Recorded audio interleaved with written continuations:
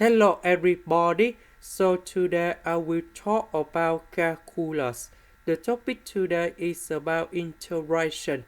So now I will show you how to answer. We need to use about integration by substitution. So I will put about u equals to cosine x. Now if we do first derivative for the both sides, you got about du equals to negative sine s ds. Because we don't have the negative sign in here, so I will put the negative next to du.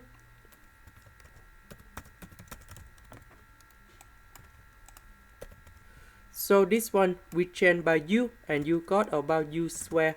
Sine s ds we change by negative du.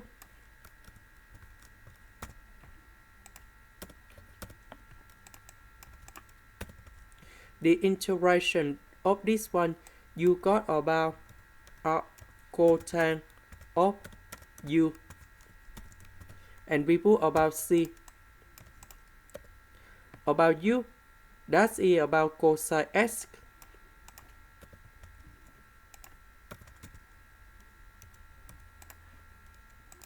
This is the end.